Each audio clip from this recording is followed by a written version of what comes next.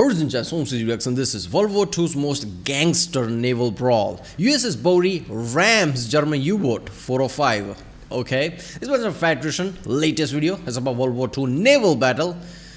There is very few awesome things you can say than like a naval battle during World War II times. Biggest war of them all, and naval battles. Who doesn't like naval battles, right?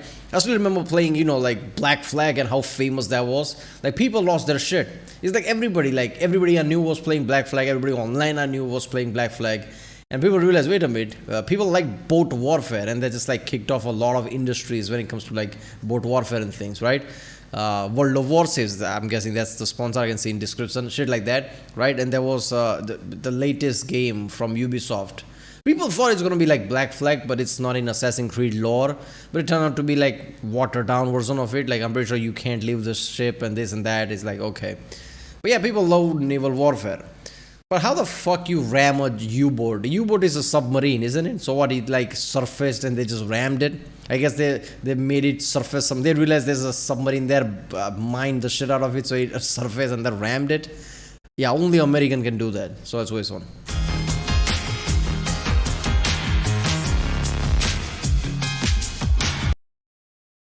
This is easily the most Pirates of the Caribbean-esque naval battle of World War II.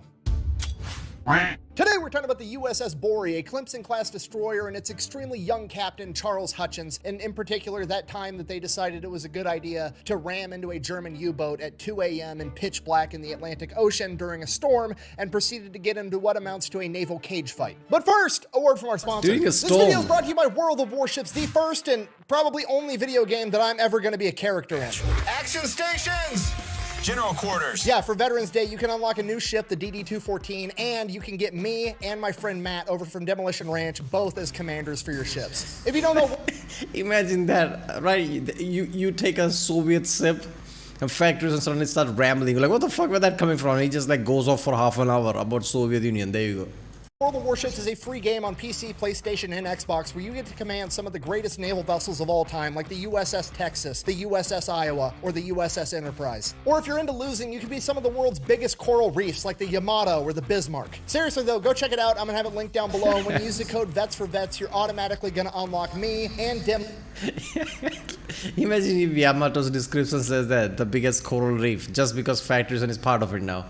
Matt, as well as a tier 4 battleship and a bunch of in-game money and 14 days of free premium play. So yeah, let me know how bad me and Matt are at voice acting in the comments down below. Let's get back to the video. All right, our story begins with Charles Hutchins. He graduated the U.S. Naval Academy in 1936. From there, he served on the battleship USS Nevada for approximately 2 years before transferring to a destroyer. He served there for a short time, and then he ended up resigning his commission, going back home, getting a wife, having a family, starting a career, and he was just out of the military. Fast forward a couple of years after that, Japanese attack Pearl Harbor, World War II kicks off, and he ends up rejoining the United States Navy in 1941. Now, to be completely intellectually honest, I was unable to find the actual context of why he decided to join. I'm not sure if he was motivated by Pearl Harbor and rejoined because of that. I'm not sure if he was concerned that he was going to get drafted, so he might as well rejoin on his own terms. I'm not sure whether or not he got... Yeah, I think Pearl Harbor was like a very intense event for Americans, right?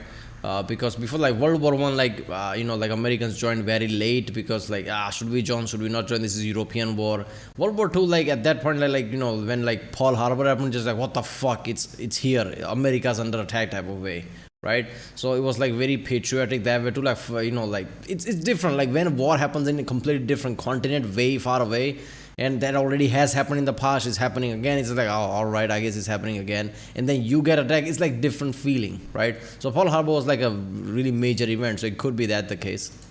Got voluntold that he had to go back into the United States military. However, for the purposes of storytelling, I'm gonna go ahead and assume that it was a veteran getting called back into duty because somebody needed an ass whooping. Curse you for breathing, you slut, you idiot!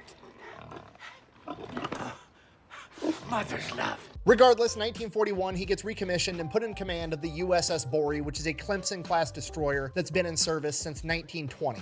So obviously not a super new ship. In addition to that, the Clemson-class destroyers had a well-known flaw where they did not have a very tight turn radius. And while that's probably not good for any ship, it's definitely not good for your destroyers because they're supposed to be the smaller, more nimble ships that were going to be used to launch torpedoes, launch depth charges, and fight off submarines. Because of this, a lot of the Clemson-class destroyers, including the USS Borie, never actually made it into the Pacific theater. Instead, they were sent over to the Atlantic, primarily being used to defend supply convoys from German U-boats. So for the first couple of years, that's primarily what the USS Borie is doing. They spend some time down in the Caribbean, they go down towards Brazil, they're over by Morocco, just defending supply convoys, moving items from here to there. Then in 1943, they go on a convoy down to Casablanca, and once they get there, they're informed, change of plans, you're no longer just running defense for these supply convoys anymore. Now, the reason for this is there's been a new invention called the High Frequency Direction Finder, or the HFDUF. And this thing does exactly what the name says it does. It intercepts radio signals and then tells you what direction they're coming from. Now, that doesn't seem like a big deal, but it's actually a humongous deal because in 1943, at this point in the war, the Germans are still under the impression that the Allied forces have not cracked the Enigma code, which means that they're just blasting high-frequency radio waves all the time because they don't care if those radio waves get intercepted, because until now, you could never tell which direction they were coming from, and if you didn't have the ability to decrypt their message, which they thought we didn't, there was no point to not just blast radio waves whenever you wanted. So now... Yeah, this is like, invention of FLIR, right?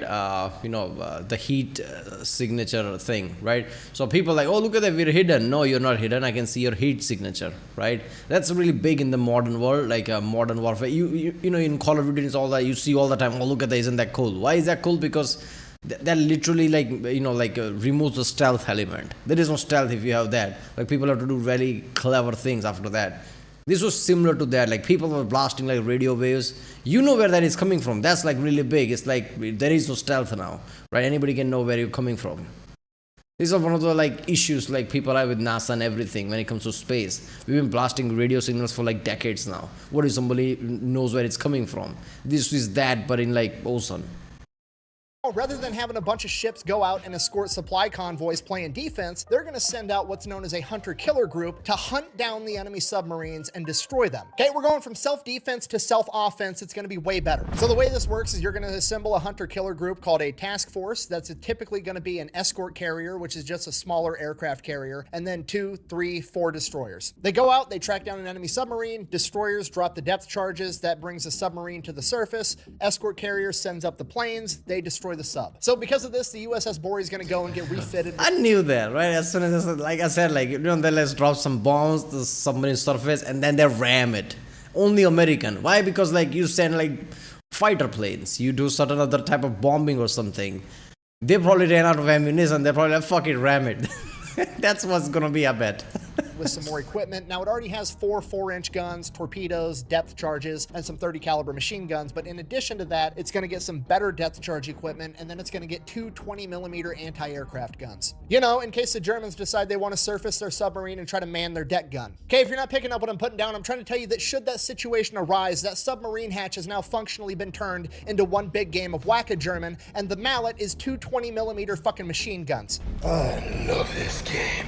So they get all that, then they get the HFDUF installed, and then they get attached to Hunter Killer Group 2114, which is being led by the escort carrier, the USS Card. So they go out and they start hunting down German submarines. You have to realize this is one of the first hunter killer groups that the Americans have ever used, meaning the Germans don't really know what hit them. And because of that, they absolutely wreck house. On their first couple of missions, they for sure sink 4 submarines. They have 3 more probables, and then a ton of damaged submarines as well. Because of this, the task force ends up getting awarded the Presidential Unit Citation, which, if you don't know, is the equivalent to the Medal of Honor except for a military unit. Now, out of those 4 that were sunk, one of them was sunk by the USS Borie utilizing torpedoes, and what happened was the Germans got out of the U-boat, they got into their life rafts, and they surrendered, and they started firing these star clusters up in the air, and the Americans just kind of figured they're still surrendering, they want us to see them, know where they're at, so they go out and they're attempting to rescue these Germans, and what had actually happened was they were utilizing these star clusters to signal where they were to another submarine, and that German submarine ended up firing a bunch of torpedoes at the USS Borie. Luckily,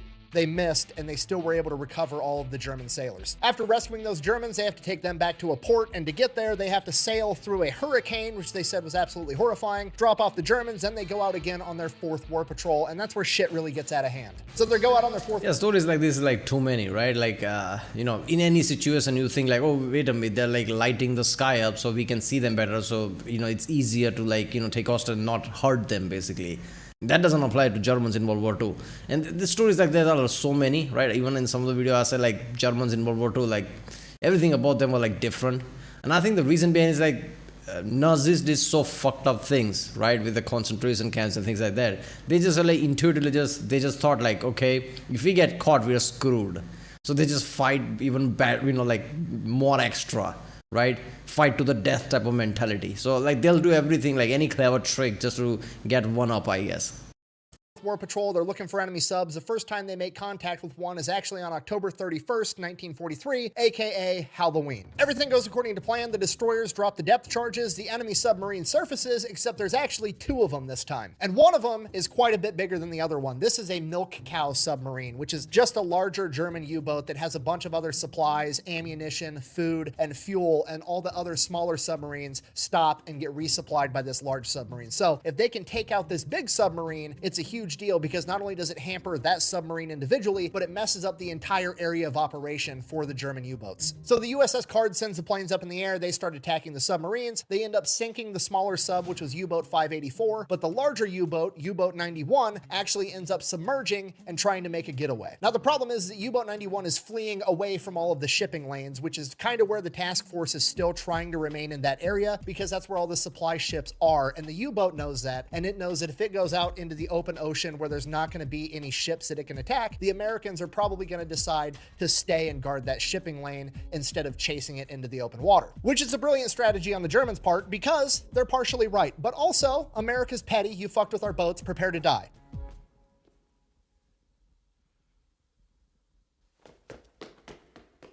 So the commander of the USS Card, Arnold J. Isbell, the man in charge of the entire task force, radios over to the USS Borie and basically says, go get them, we'll guard the shipping lanes. Immediately upon hearing this, Commander Hutchins of the USS Borie gets on the loudspeakers and informs his men, and I quote, "Gentlemen, we've been volunteered to go get that U-boat," and they all start cheering. Okay, the guys are motivated. They've got a presidential unit citation. They've been kicking the Germans' ass the entire time ever since they went on the offensive, and now they're gonna go get these guys all by themselves. So the USS Borie breaks out of the formation, goes off chasing this submarine on its own, but the submarine's got a big head start, so it takes them a while to track it back down using the Huff Duff. They think they found it. They drop the depth charges. Sure enough, a submarine surfaces. But this one's smaller, definitely not U-boat 91, but it's still, hey, it's a U-boat, U-boat 256. We're gonna go ahead and take it out. The submarine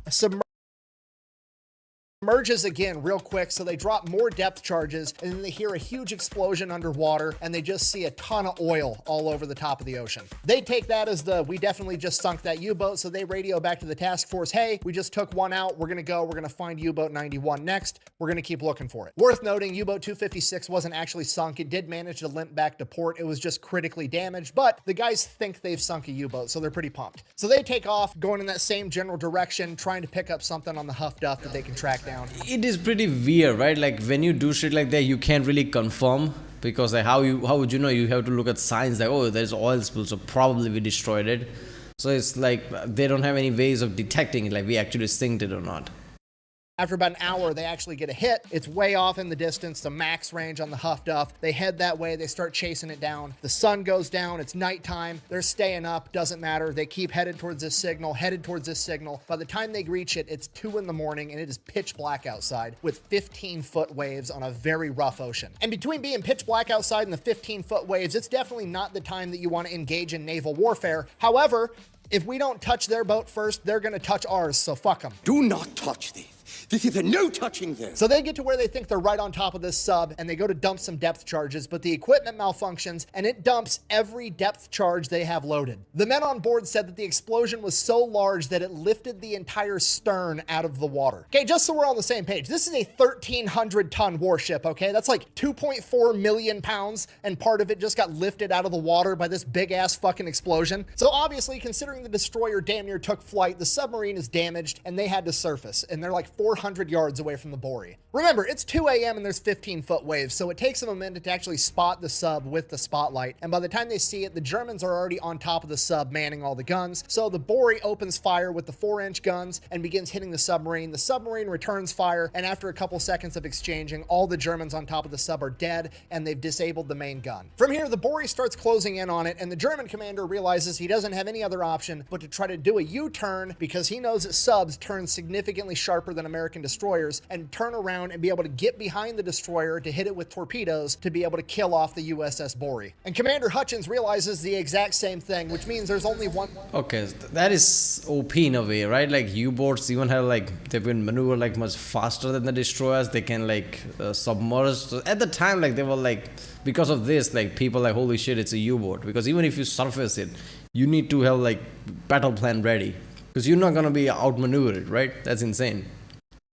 One thing to do. As the U-boat is turning at a sharper angle, the USS Borie is going to have to intercept it, ram it, and cut it in half. So Commander Hutchins gives the order over the loudspeakers. They pick up as much speed as possible to ram this submarine as they continue firing on it as they close in closer and closer on a collision course with this sub. The USS Borie ends up colliding with this submarine, U-boat 405, at a 30-degree angle, but because of the 15-foot waves, when they collided, the USS Borie was higher than the submarine was, and it didn't cut through it, it landed on top of it. So the USS Borie is essentially high-centered on U-boat 405, and U-boat 405 is so critically damaged that it can't submerge anymore. So they are essentially stuck on top of one another in the pitch black of night at 2 a.m. with nothing but spotlights riding out 15-foot waves together. What? Look at that. So what happened? Like, why are we floating? Oh, by the way, on top of submarine. Get off!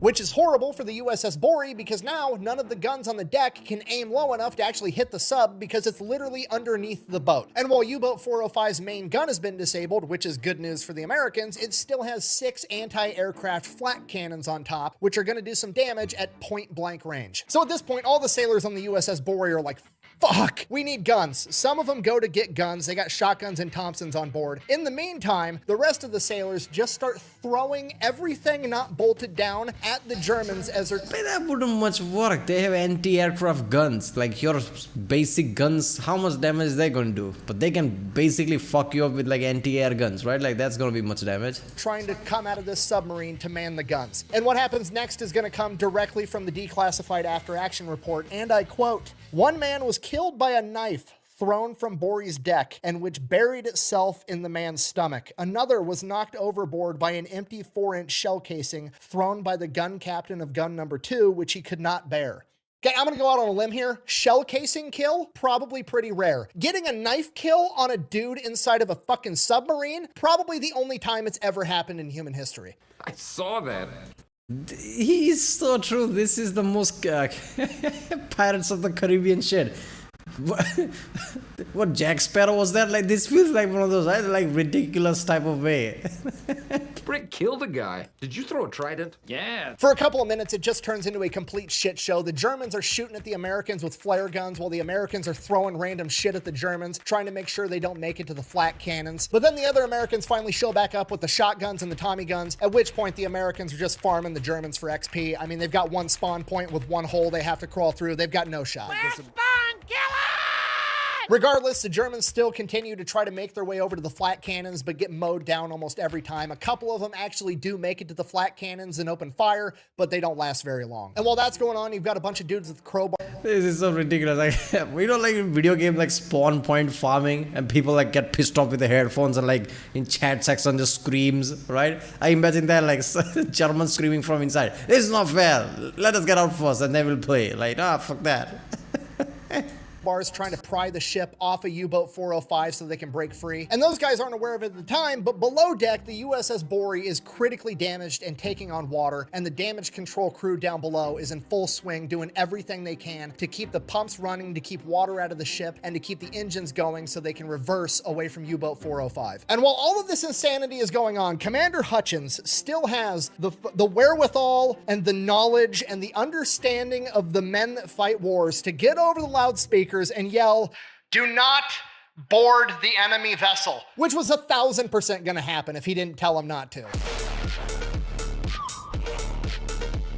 After 10 long, crazy minutes of what amounts to a pirate fight, they finally managed to break free from U-Boat 405, and by this time, the damage control guys down below deck are literally up to their elbows in water, and the pumps are not keeping up. So at this point, the USS Borie, critically damaged, taken on water, can only move at a reduced speed. Same thing with U-Boat 405, critically damaged, only able to move at a reduced speed, and it's missing half or more of its crew. And at this point, you're thinking like, okay, maybe both of them should just call it a day. But no, the second U-Boat 405 breaks free, they immediately start maneuvering to get around and get that angle they need to fire torpedoes at the USS Borie. What a stupid son of a bitch. And Commander Hutchins isn't going to be able to... Wait a minute, if pumps are not keeping up and it's water filling it, isn't that like dangerous? Like they can really sink if they're not careful. Like for someone who's in charge of the ship, isn't that like a critical failure in a lot of way? Like the decision should be like, let's get back to port. If the pumps are not like pumping out water faster than it's taking in, that's a problem. But I guess they probably knew like, okay, I guess we have like certain time before we get sunk or something. I don't know, right? That must be the case. Do shit about it. He's got worse maneuverability and he's moving slower than this U-boat. There's literally nothing he can do. So thinking fast, he orders everybody to kill all the lights on top of the ship. And submarines don't have spotlights, so now nobody can see anything. It is just black, riding 15-foot waves. So U-Boat 405 does the only thing it can do at this point, and it decides it's going to cut and run. At which point, Commander Hutchins in the USS Borie has the same opportunity. Do I want to call this a day and limp this home, or do I want to try to finish it? Yeah, submarine's going to call the radio signals because they don't know the Americans have the radio detecting thing, and I guess the U-boat is in dark now, and like they can basically, USS Borie can detect them. That's what's going to happen. To finish it, okay? This is like two heavyweight fighters in the 5th round, completely gassed, throwing punches at each other that don't actually hurt, but god damn it, we're in a fight. So obviously U-Boat 405 is sending out radio signals. They need help, they need backup, they need somebody to come save them, and they don't know that the USS Borie has the Huff Duff and can use that to see where they are in the dead of night with no light. So the USS Borie, under the cover of darkness, maneuvers to where they're going to be able to engage the submarine, and they light it up. They hit it with depth charges, they start firing on it with the 4-inch guns, then they hit it with the spotlight, and after a couple minutes, a bunch of the crew comes out waving hands. They're ready to surrender. They're shining the spotlight on them as the 15 surviving crew members get inside some rafts. The rafts start drifting towards the ship as the submarine explodes and sinks to the ocean floor. This may or may not have been due to scuttling charges that the German men set right before they got out of the ship, but regardless, everybody on the USS Borie is cheering at this point because they haven't lost a single man. As these rafts start getting closer and closer to the USS Borie, the Germans start shooting up star clusters, at which point Commander Hutchins is like, oh shit, I've seen this before. And as soon as he thinks that to himself, one of his men screams, torpedo incoming, because they spotted it in the water. He orders the USS Borie to bank as hard and as tight as it possibly can to avoid this torpedo, which it luckily does. Unfortunately, this evasive maneuver forced them to actually drive right in between the two life rafts, splitting them apart, which may or may not have capsized the rafts and killed them. We have no idea, and the USS Borie wasn't sticking around to find out because there's a sub out there shooting torpedoes at him. The USS Borie takes off doing a zigzag pattern trying to evade this submarine. Hopefully that sub is going to stop chasing them and go rescue their guys. And below deck, things are not looking good for the USS Borie because at this point, Lieutenant Morrison R. Brown, the engineering officer, is standing in water up to his neck. Yeah, see, the fucked up thing about this, like any other country, like, oh, wait a minute, like they're taking prisoners, the raft boats out there with our people on it. Let's not risk their life. Germans in World War II, not really. They're not going to care about that. That's the fucked up part, right? Like they know this is happening and they still try to attack this ship, which in turn meant that their soldiers who were like on the raft got sank and they don't care. This is just fucked up, right? When you're fighting people like that, like it's just insane.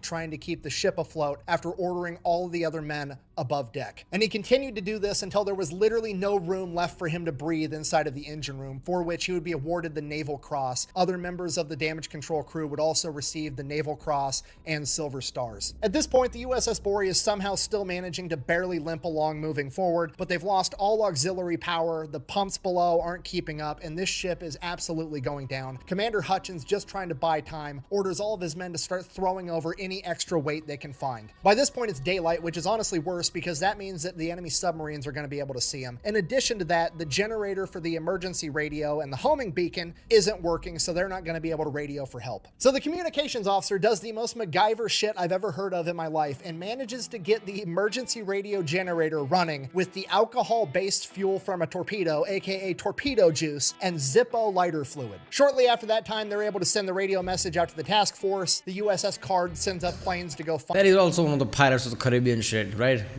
Makeshift thing, making that. There you go. They do that shit there in the movie as well. Why not? Once the planes actually spot them, okay, that's good. Now they just have to keep the boat floating long enough for the task force to make it to them. So that's what they do. They do everything to keep the ship afloat while they wait, and they wait, and they wait, and hours go by, and it's noon, it's 1, it's 2, it's 3, it's 4 o'clock in the afternoon, and the sun's starting to go down, and finally Commander Hutchins has to make the call, because if he has to abandon ship in the middle of the night, it's going to be a catastrophe, because they don't have any power for lights anymore, and nobody's going to be able to see shit. So he has to decide if he thinks this boat can stay up afloat all night long, or he needs to get his men in the life rafts right now. So he makes a call. He orders all of his men to abandon ship and get in the life rafts, and they are in those life rafts all night long, and during that time, 27 men die from hypothermia and injuries from the previous day's fight. The next morning, the task force does show up, the rest of the men get saved, and the USS Borie is still kind of barely half-ass floating above the waterline, and we can't leave that behind. So the USS Card sends up some dive bombers. They sink the USS Borie. Despite the loss of the USS Borie and some members of its crew, it is still seen as a tremendous victory and the turning point of the Battle of the Atlantic. For that, Commander Hutchins was awarded the Navy Cross. So in conclusion, that is the story of the USS Borie and her crew, the ship that helped. The point here is like, was that worth it to take out that U-boat? Because they're already taking out U-boat left and right. That was a miss on whole day. Like I said in the start of the video, like, you know, it's taking water ship. So you have to make a judgment call now. Like, what if we sink with all the crew? So maybe they should have called the day and walk away when the time was right. Let the U-boat go away. But the point is, like, how crucial was it to sink that U-boat? Right, because in the end of the day, they did lose a lot of people when they had to like jump into a raft because like boat was sinking. So yeah, I don't know, it's just fucked up in that way. But again, this is like in battle, they could have lost that many people anyway, maybe. And if they let that submarine go, the submarine could have like killed, I don't know, hundreds of people in the future. So I guess it's how you see it. Helped usher in the end of German Wolfpack dominance in the Atlantic Ocean and usher in a new era of American hunter-killer groups. Thank you for watching. Best way to support the channel is go buy some merch. Doesn't really work when I'm wearing a sling. Fluck will put it up on the camera. Thanks for watching. Quack Bang, out. I know a million of you have already asked in the comments section already by this point in the video. I tore my pec doing jujitsu and had to have it repaired. So they basically like drill a hole through my bone and then grab my pec tendon, pull it through my bone and put a pin through it. And then my bone has to re-heal around my pec. So I'll be in this sling for like the next 6 weeks. It'll be a good time. Thanks for watching. See you guys later. You will have a chance in the next 10, 20, and 30 years to serve the cause of freedom and your country all over the globe, to hold positions of the highest responsibility, to recognize that upon your good judgment in many cases may well rest not only the well-being of the men with whom you serve, but also in a very real sense the security of your country. I can imagine no more rewarding a career, and any man who may be asked in this century what he did to make his life worthwhile, I think, can respond with a good deal of pride and satisfaction. I served in the United States Navy. Yep, there we go. Damn, this was like an awesome story. It was like a Pirates of the Caribbean. Like, holy shit, that's way too accurate all the way to end. And yeah, seeing your submarine is like OP as fuck, right? About like, like he, okay, Federation tore his pack, bone and all 6 feet. What is with Jujutsu, right? Like, it's like, raising like a lot of people I know kind of like trained for that. There's nothing wrong with it. It's like OP as fuck. Like, it will really give you like self-defense when you need it. I guess UFC and MMA kind of like made it famous. How many UFC fighters do that and is dominant? But yeah.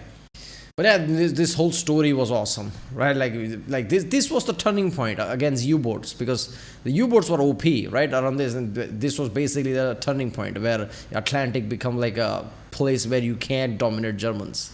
Alright, well, if you like my channel, subscribe, and I'll see you next time.